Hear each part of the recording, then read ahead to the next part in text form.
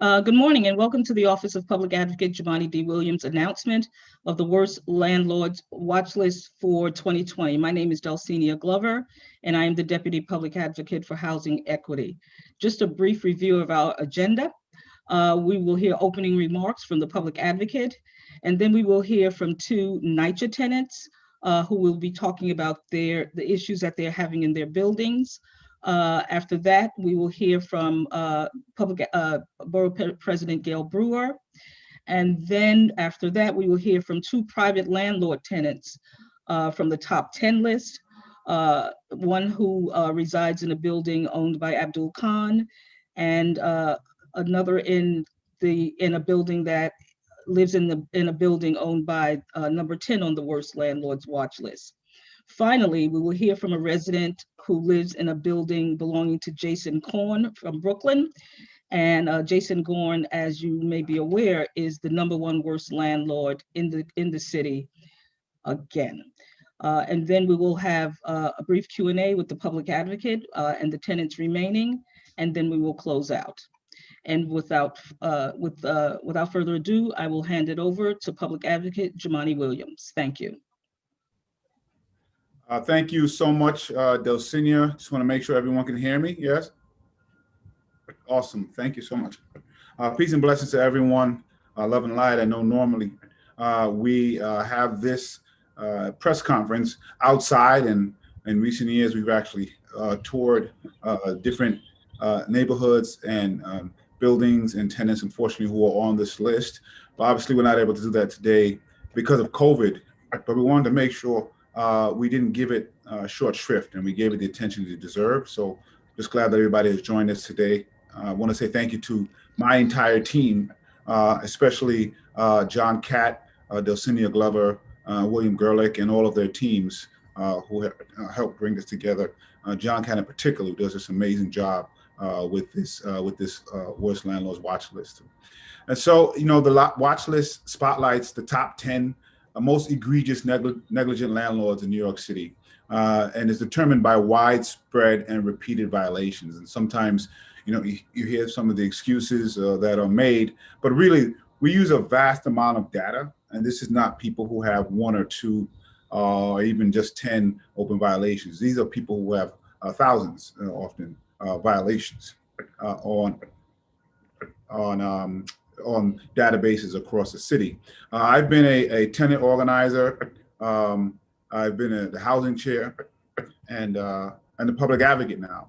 And I'm proud that my office works to amplify the voices of tenants suffering under landlords in this city. As I mentioned, I think I said top, but it's the top 100 most egregious negligent landlords. It focuses on the top 100. We often talk about the top 10 when we move forward. And last year, it seems like a lot has changed, a lot has gone on, but sadly, even among the pandemic, some things have stayed consistent. Some of that are some of the names that have been on our worst landlord list for many years. We've seen crisis magnified during the pandemic, and what's going on in our worst buildings, unfortunately, is also magnified. And so we're at a moment when New Yorkers are confined to their homes, they're facing a deadly pandemic and economic loss. The worst landlords in New York City seem to continue to take advantage of New Yorkers' need. And also I want to mention what we saw is a significant drop in actual complaints to HPD, but we still use the data to show, even with that significant drop, the worst of the worst are still doing what they do, which is not making the repairs that are needed. And there are three major points that we want to point out from the list this year. The first is the worst landlords are operating in some of the worst hit neighborhoods in our city. They tend to be Black and brown, communities of more color. They tend to be lower income. And what we found is this, you can see on the website, landlordwatchlist.com, when we overlaid the communities that were hit the hardest by COVID, those are the same communities that have some of the worst landlords and folks who are living in some of the worst conditions. It's so rough. It's sad that these communities are hit time and time again, whether it is COVID, whether it's housing, whether it's economic distress, whether it is food insecurity, whether it is schools that are not getting the resources they need, whether it is an increase of gun violence that's probably linked to all of those things. These communities are not getting what they need. We want to make sure we get that link. We link those things together. Amid the pandemic, tenants have been apprehensive about facing retaliation or reporting or concerned about exposing themselves to additional people, which might be some of the reasons that we saw reports drop significantly over the last year. And so we're only looking at the worst of the worst right now. We found that the high concentration of watch lists, as I mentioned, is in disproportionately in these neighborhoods. The second is Jason Kahn.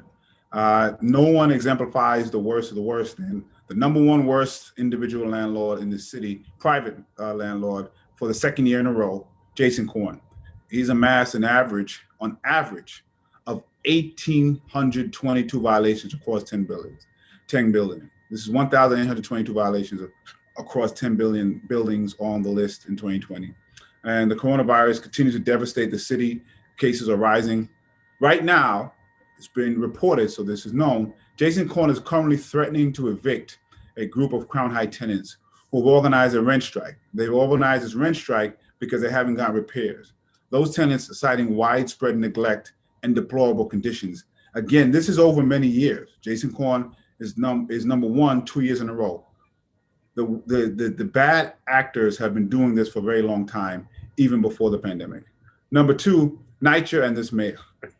For the second year, NYCHA is on top of the 2020 worst landlord list. For the third year in a row, NYCHA is on top.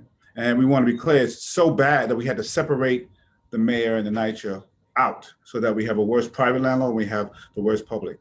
NYCHA and this, I want to be clear, the de Blasio administration is the worst landlord in this city by far, exponentially worse than any other landlord. Among NYCHA buildings, open walk orders have nearly doubled from October 2018. In October 2018, there were 236,360 open work violations. In October of this year, there were 461,830 open violations. And for his administration's mismanagement of NYCHA and failure to take on bad actors, Mayor Bill de Blasio's administration is the worst landlord in this city.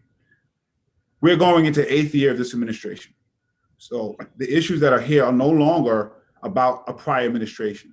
You can't point to the prior administration. This is about this administration, Mayor de Blasio, who came into office saying one of the priorities were housing. And we now see abject failure when it comes to housing generally and NYCHA specifically. And it's time for the administration to take ownership of those failings because the tenants are suffering. Whether it is NYCHA, where we've gotten a new chair, a new federal monitor, promises of change, but we've seen only more work orders. We have seen the number of children who are potentially exposed to lead almost triple. This is Mayor Bill de Blasio's legacy when it comes to housing and NYCHA. And on top of that, the mayor has failed to keep private landlords accountable. They've been able to evade true consequences, accountability under city management, unwilling to hold them account. And that is squarely, as we go into the 8th year, under the legacy of Bill de Blasio and his administration. Hopefully in the final year, something can be done. You know, I just don't know. I think many folks have lost faith, but hopefully something will change. In the last year of our list, since our list, we have drafted and introduced the Worst Landlord Accountability Act to try to curb some of the worst practices of the bad landlords. We are trying to raise fines, limit self-certification, hasten the time the HPD has to respond to immediately hazard violations. We're also going to acknowledge a process and change from landlords who actually improve conditions for their tenants. So we have a mechanism in which that can occur as well. Together with tenants and advocates across the city, we are going to continue to hold the mayor to the best of our ability accountable, as well as everyone on this list, including Jason Kahn and others, through legislation and organization. We're going to continue to help tenants know their rights and organize. We've been part of legal action against bad actors on this list. I've seen the tenant movement grow for decades, and I'm here to say that tenants who find their landlord on today's list, we're going to continue to support you, help you organize. We can and we will fight back against these landlords and underlying inequities that deepen the housing crisis, even as we see tenants beginning to get evicted across the state and in New York City, where our governor has said that that would stop. It has not. Today, we have the opportunity to hear from some of those tenants leading the fight.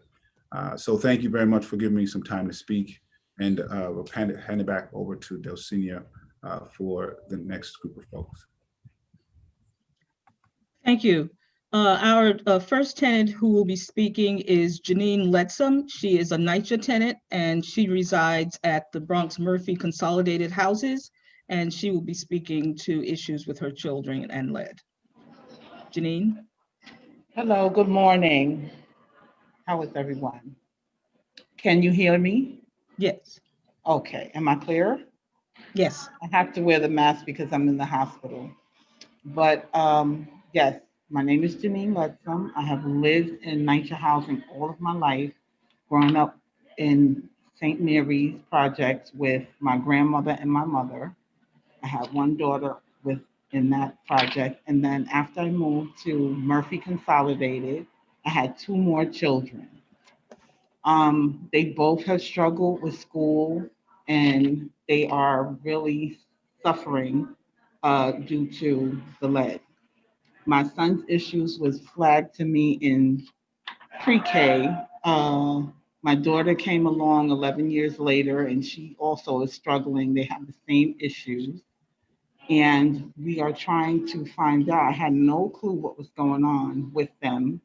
And with my daughter, I got some help. I sought out help, and I got some help for her.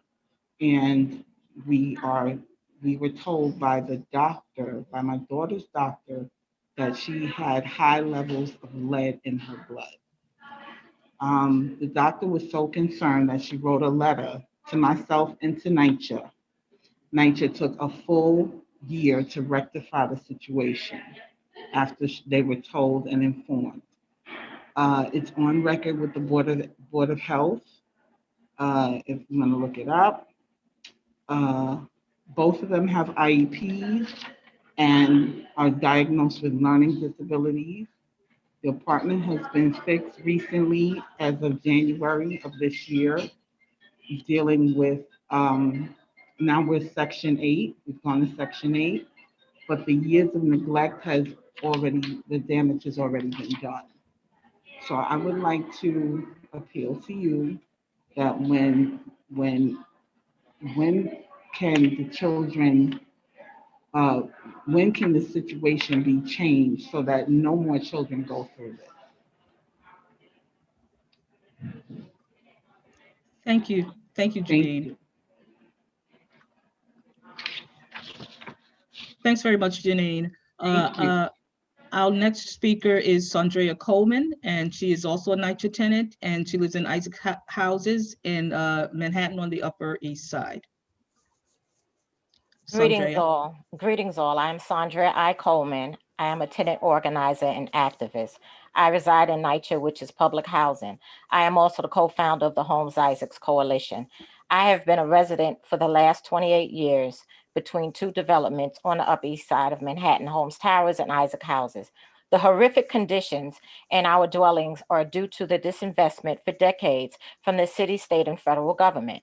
This current mayor, Bill de Blasio, and his administration is responsible for the poor, inhumane conditions we live in, as well as those who preceded him. Hundreds of thousands of residents have been harmed due to the willful negligence.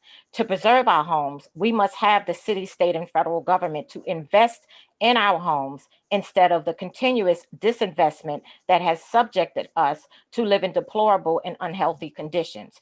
During this COVID-19 pandemic, it has been very horrendous for myself and residents dwelling in NYCHA.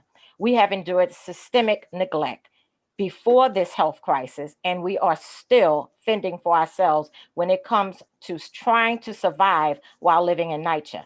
My apartment has excessive heat, leaks in my kitchen and bathroom that has been repaired and returned shortly afterwards due to the patchwork repairs done by the maintenance staff. Our elevators are out of service several times a week. Our grounds has a rat infestation and visible rat burrows. I personally do not have to wait too long for repairs, probably because I am a litigant in a lawsuit which residents from Isaac Houses and Holmes Towers filed against NYCHA on December 13th of 2019 due to the lack of repairs and hazardous conditions we are living in.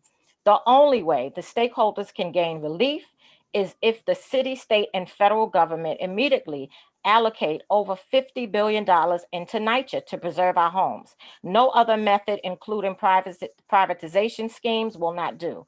The conditions we live in are criminal, and any other landlord would be prosecuted to the fullest extent of the law. We are the new Flint.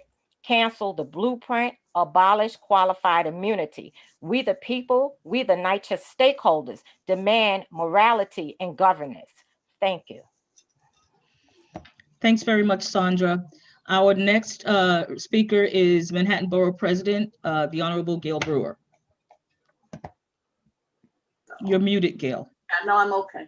Thank you very much, Dulcinea and Public Advocate Williams. This is an honor. This is a tradition that I think started with the first public advocate, and to your credit, you have continued it beautifully, and I'm really appreciative because nobody else is doing this issue that as strongly as you are.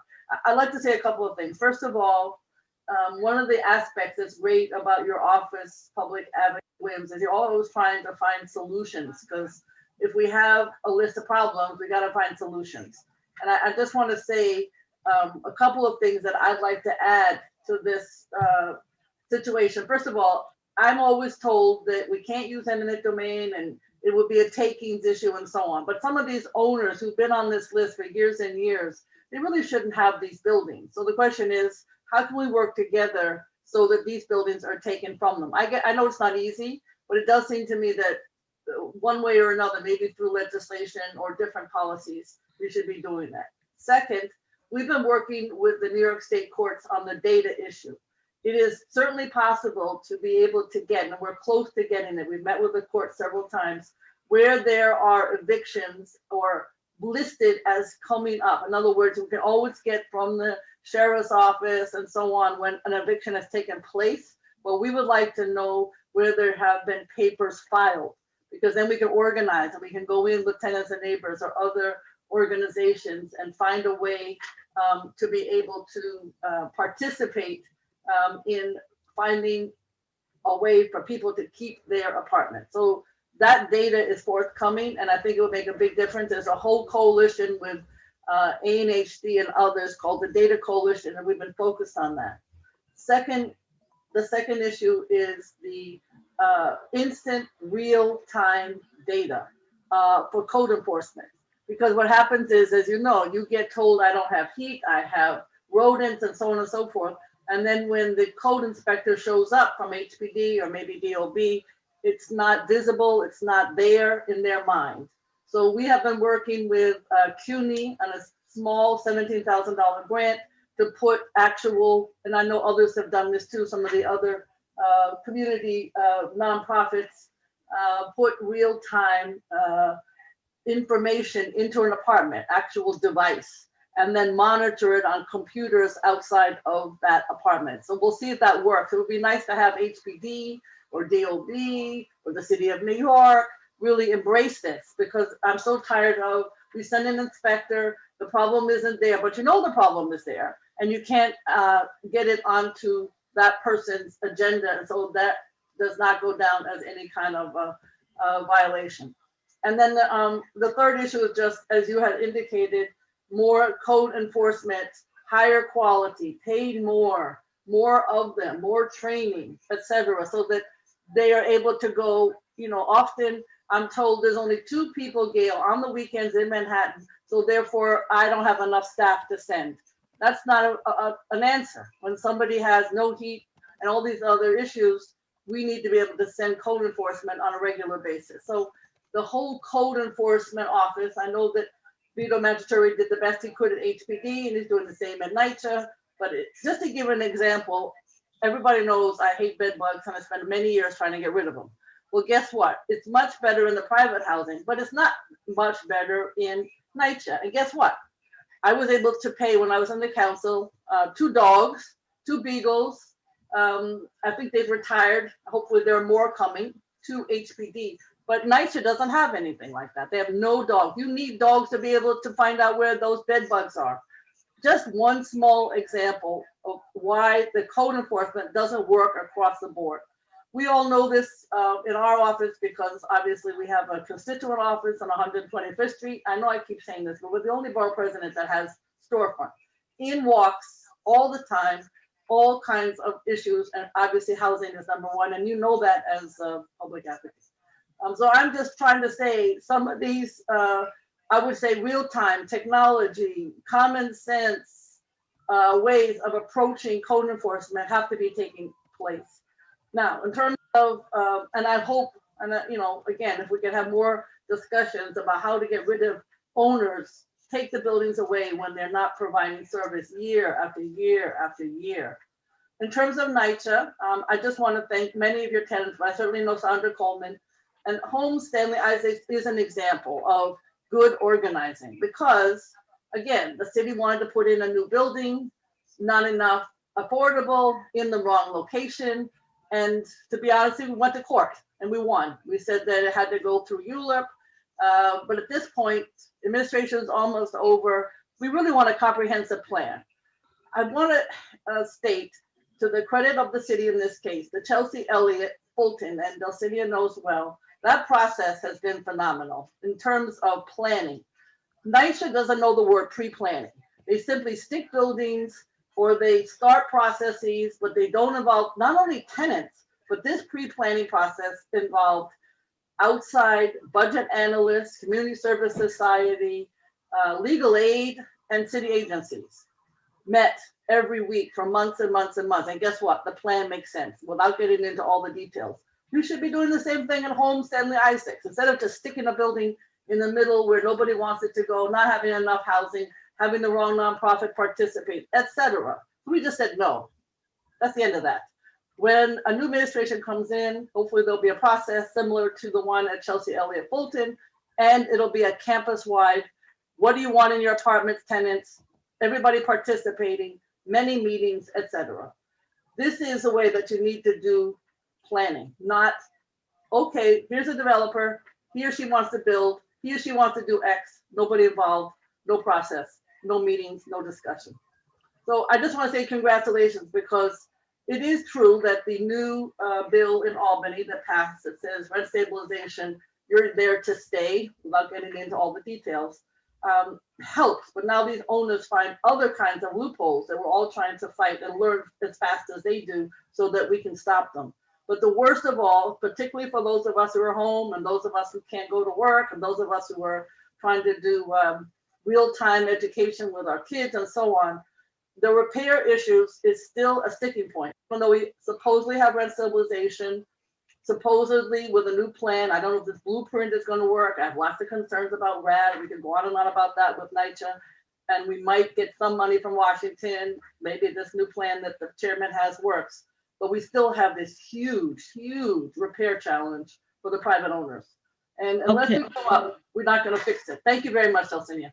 Thank you very much, Gail Brewer. Our next speaker is a tenant from the Bronx, and she lives in a building owned by Abdul Kahn, who is one of the landlords in the top 10 of the worst landlords watch list. Pamela? Good morning. Can you hear me? Yes, we can. Okay, good. My name is Pamela Jackson, and I have lived in my apartment for over 20 years. For all that time, I have been living with mice, rats, roaches, and bed bugs, which are all infested throughout the building. I have leaks whenever it rains or snows in 2 of my bedrooms. There's no heat or hot water, and all the windows are broken throughout my apartment. In the bedroom, the tiles are broken in throughout the entire apartment. During the pandemic, people were told to stay home. but my home has been unlivable due to this landlord not taking care of the tenant's needs in a proper manner. The conditions have been like this since Kahn bought the building. There are senior citizens and immigrants who does not speak English, and Abdullah Khan bullies them, threatening them with eviction. He intimidates the tenants. Every time someone complains, he always talking about eviction. These conditions make us so depressed, living without any gas and couldn't cook for the Thanksgiving or the coming holidays. I have complained to the landlord, super, and HPD to no avail. I'm hoping that the mayor and city officials will hear our plea to get to the landlords to do the work that needs to be done, and especially turn on the gas in everyone's apartment. We are tired of living in these horrific conditions, so help us please before it's too late. Thank you. Thanks very much, Pamela, for telling your story. Our next speaker is a tenant from Queens, and her name is Alyssa Bonillo. Alyssa? Good morning. My name is Elisa Bonilla Bushko, and this is my husband, Tony Bushko. We live in Ridgewood, Queens. We live in a small rent-stabilized building, and we have a preferential lease. Our building is owned by Alex Horn and Sam Couris. The property manager is Josh Silva. This year, Alex Horn has been named the 10th worst landlord in the city. We have lived through the nightmare of a toxic mold problem in our apartment. Our building had been neglected for a very long time. Whenever it rained, water would seep into our apartment through the bricks. The leaks caused terrible mold.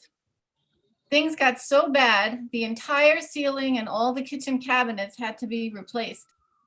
It took a year for the landlord to complete the repairs. Sadly, instead of being relieved, we are now worried about our rent going up. We are worried that some of the repairs, like the brickwork and repointing, will be considered major capital improvements. The law allows landlords to raise the rent for major improvements, but repairing an old building, keeping it from falling down, is not an improvement. It's a repair. Landlords should not make a lot of money by neglecting buildings and then making expensive repairs and then charging it back to us tenants. That shouldn't be allowed. At the moment, we're facing a new problem. The landlord is gut renovating the empty apartments in the building. We are being subjected to 10 hours a day of pounding noise and construction dust. But remember, there's a pandemic going on. In our neighborhood, we can hear sirens from the ambulances all day long and all night. Because of our age and our health, we are sheltering in place. Except right now, our home does not feel like a shelter. It feels more like a war zone, and we have nowhere else to go. So we're asking the mayor to put a stop to all non-emergency construction in residential buildings during the pandemic. Regarding repairs, we think things should be done differently from how it is now. If landlords don't want to take care of their buildings, they don't deserve to have them. We think landlords who don't make repairs should be required to give up their buildings. We, the tenants, are tired of being pushed around. Thank you.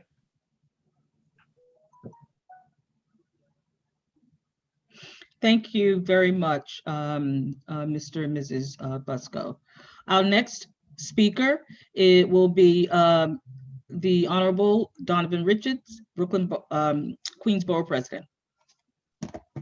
No, I only do Queens. Sorry about that. Well, I caught it pretty quick. It's fine. We all got bald heads. But let me start off by commending our public advocate once again for his work and consistency around fighting for housing rights, ensuring that residents could live in dignity. And I want to commend him for this. Also want to acknowledge my counterpart, Manhattan Borough President Gail Brewer, and most importantly, to all the tenants on this line, Mr. and Mrs. Brusco. I think I said that correct, from Queens. I hear you loud and clear. I just want to say that, you know, we talk about landlords, and it sort of always puzzles me on how NYCHA, the city, won't even hold its own self accountable, but then wants to hold private landlords accountable. And there's so much hypocrisy in it, not saying it's right on either side, but if the city won't hold itself accountable, how does it hold private landlords accountable? If there was ever a time where we needed quality housing, it is now, and we've needed it before. As we all know, housing is a human right. And you look at this pandemic and sort of what it's done and how it's exacerbated these disparities, right? And it all goes back to the same common denominator: the lack of quality housing, lack of quality healthcare, lack of food access for many communities across the city. And we need to fix these things immediately. There is no amount of money that can fix a culture that has provided impunity to these landlords and have allowed them to get away with, you know, these what is the word I'm looking for? These violations for so long. So until the city holds these folks accountable, we're going to be back here each and every year. Gail threw out some good proposals. You know, one of the things we should explore is taking these properties away, turning them over into community land trust. I mean, that's a solid way for us to make sure that we're holding on to our land, to our properties and our communities, and having more community input as we move forward. We also need to see the right to counsel expanded. I think NYCHA tenants were left out, but not every place across the city has the right to counsel. This program needs to be expanded to every single community board. When we talk about code enforcement, you know, I remember living in affordable housing in the Rockaways or Ocean Village, and there, you know, on a winter day being cold water, no hot water running in the morning. You know, the inconsistency of the city to really hold landlords accountable is why we're here today. So how do we fix this? Consistency, efficiency, accountability. Those are the three things that we need the city government, HPD, NYCHA to follow through on. We could throw all the money we want at NYCHA and at HPD, but if the culture doesn't change, we're going to continue to have residents living in horrible conditions. You know, I'll end with just thinking about, you know, children who are home doing remote learning, who are living in mold and with lead, and that is a crime. And you're totally correct. If this is anybody else, they would be held accountable. So we need to make sure we're holding these landlords accountable. If you're in Queens and you're on this watch list, we're going to work very closely with our public advocate to make sure that there's accountability there. So I want to thank you, public advocate. I know you have a long program, but just want to say that I'm here to work with you in unison on this. We look forward to the work ahead and holding anybody, especially in my borough, accountable for squalid conditions. So thank you for having me. I look forward to the work ahead. Thank you, Mr. Public Advocate. Thank you, Borough President Richards. And finally, we will, before we go to the Q&A session, we will hear from a resident from the #1 worst landlord, Rose Haleska, who is a Jason Korn tenant in Brooklyn. Rose. Hi, good morning. My name is Rose. I've been living at 1616 President Street, adjacent Kahn building for the past 15 years. I have 3 children. I've been living in a terrible, I can't even explain how I'm living in the building. My baby is 8 months old. I take her twice to the hospital for a mold. Paint from the front door painting, I have problem with it. Every time I call 311, they keep coming and telling me the landlord, as Jason Kahn, come into my house. He introduced himself as David. He said, please, I will give you my personal number for you not to call 311 if you have any problem in the apartment.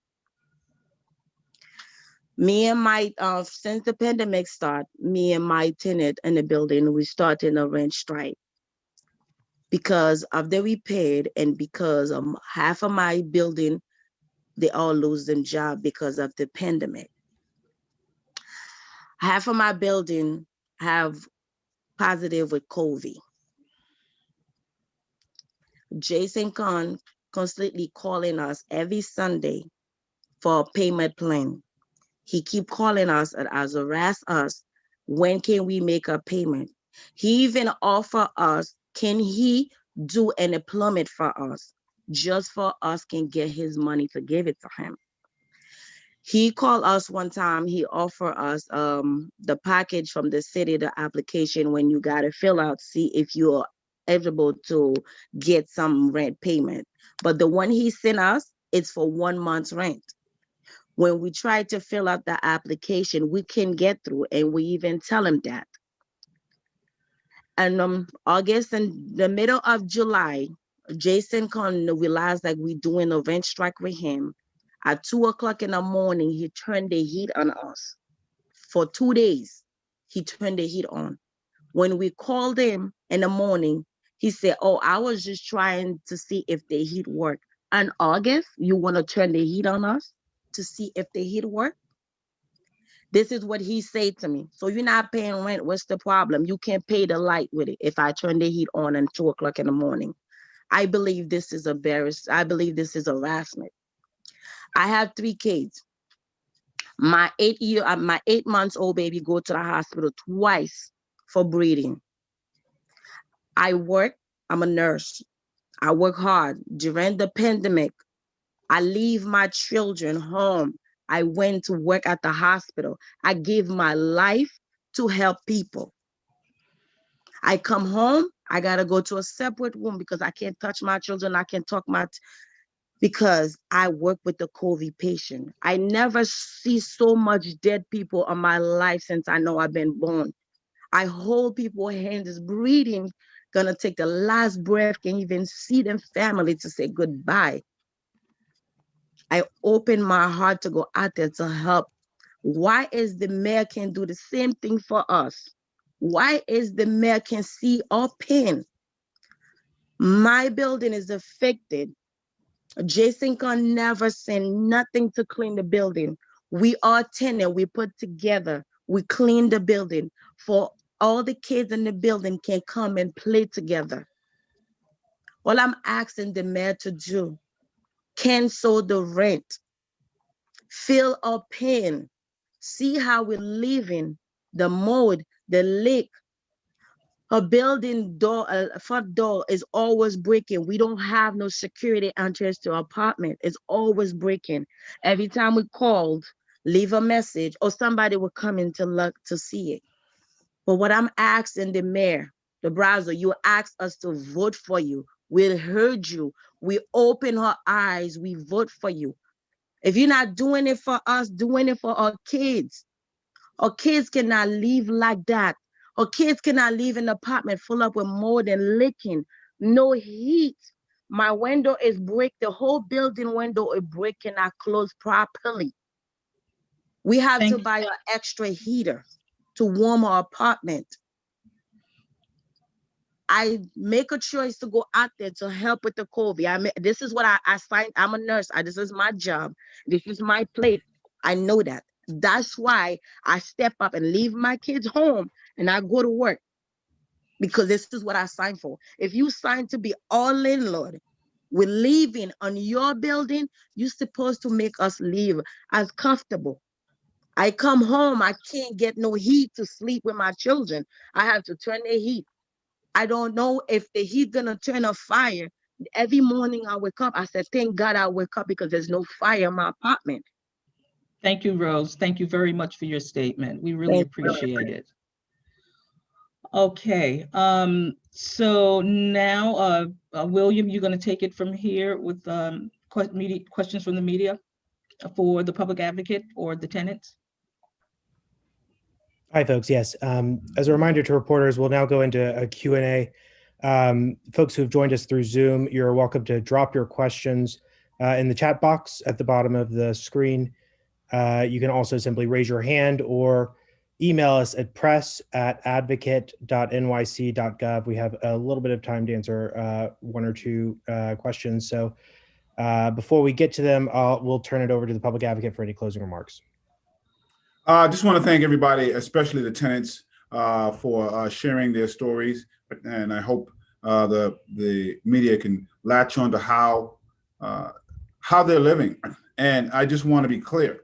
They've been living this way before the pandemic. So before these bad actors start to talk about the pandemic, this is not new. These folks have been on these lists for many years. Jason Kahn has been on the list #1 for 2 years. Kahn has been on the list for the past years that I can remember. So these are folks who have deliberately decided to not make these repairs for many, many years. Now that we're in a pandemic, it's been exacerbated as we're telling folks that they need to stay home.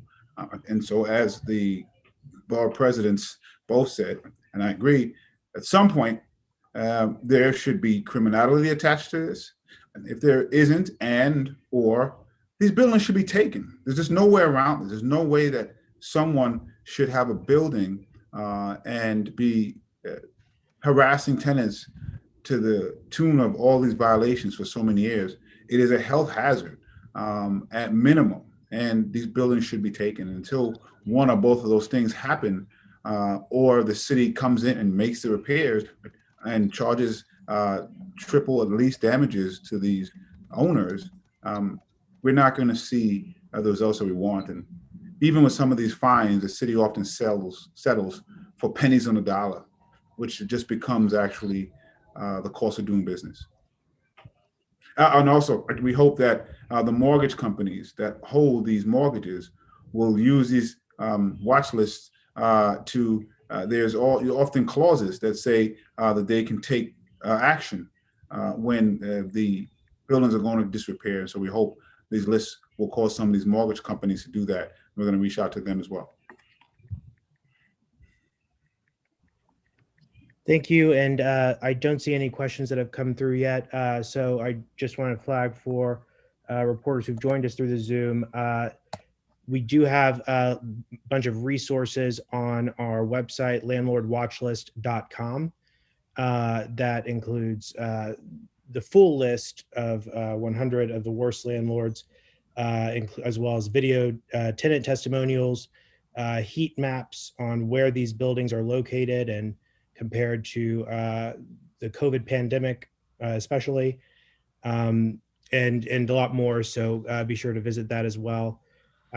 We did have one question come in so far from Sam Raskin with the New York Post. Would the tenants in buildings owned by private landlords say which buildings they live in? Sam, we can get you that list, but Delcinia, if you have it in front of you and you want to run through it, then feel free. Otherwise, Sam, we can forward it to you. Sure. Janine Letsom, she's not on the call anymore, but she lives in Bronx Murphy Consolidated Houses. I can get you the exact building number. And Sandrea, I believe, is still on the call. She lives in Isaac Houses in Manhattan on the Upper East Side. I'm sorry, which landlord also? I'm sorry, Janine Letsom is NYCHA, Bronx Murphy Consolidated Houses in the Bronx. Andrea Coleman is also NYCHA at Isaac Houses on the Upper East Side. And then, hang on a second, I'm sorry. Yes. Rose Haleska is at 1616 President Street in Brooklyn. That's in that's a Jason Kahn building. And Miss Alyssa Vanille Bosco and her husband Tony, they live at 1868 Putnam Avenue in Ridgewood, and the landlord is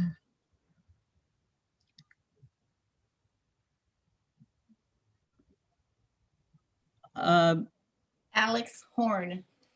Alex Korn. Okay, great, thank you.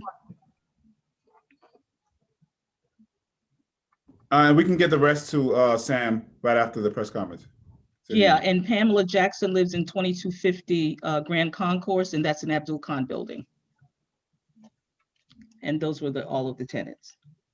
Okay. Thank you. With that, I don't see any further questions. So reporters who do have any follow-ups, feel free to shoot us an email at press@advocate.nyc.gov. That's press@advocate.nyc.gov, and we can get back to you today to answer any follow-ups. So with that, I think we are able to wrap. So thank you all for joining. Thank you. Thank you. Thank you. Thank you to all of the tenants. Thank you. Bye. All right.